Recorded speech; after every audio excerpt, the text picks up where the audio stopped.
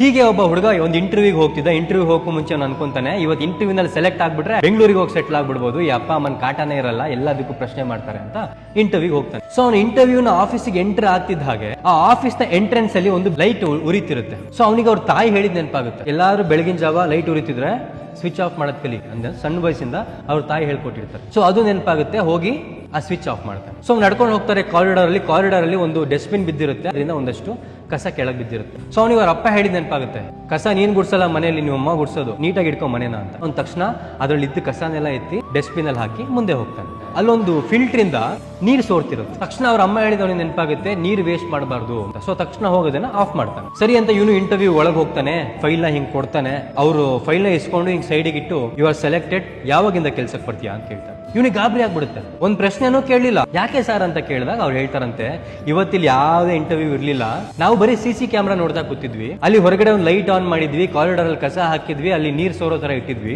ಯಾರು ಲೈಟ್ ನ ಆಫ್ ಮಾಡಿ ಕಸನ ಡಸ್ಟ್ಬಿನ್ ಗೆ ಹಾಕಿ ಆ ಸೋರ್ತಿರೋ ನೀರಿನ ಟ್ಯಾಪ್ ಅನ್ನ ಆಫ್ ಮಾಡ್ತಾರೋ ಅವರೇ ಸೆಲೆಕ್ಟೆಡ್ ಅಂತ ನಾವು ಹುಡುಕ್ತಿದ್ವಿ. ಯಾಕಂದ್ರೆ ಯಾರು ಇಲ್ಲಿ ಕೆಲ್ಸಕ್ಕೆ ಬರ್ತಾರೋ ಅವ್ರ ಕೆಲ್ಸಕ್ಕೆ ಸೇರೋದಿಂತ ಮುಂಚೆನೆ ಈ ಒಂದು ಆಫೀಸು ನನಗೆ ಸೇರುತ್ತೆ ಅನ್ನುವಂತ ಒಂದು ಮನಸ್ಥಿತಿ ಇರುತ್ತೋ ಅವರಿಗೆ ಕೆಲಸ ಅಂತ ನಾವು ಡಿಸೈಡ್ ಮಾಡ್ಕೊಂಡಿದ್ವಿ ಅಂತ.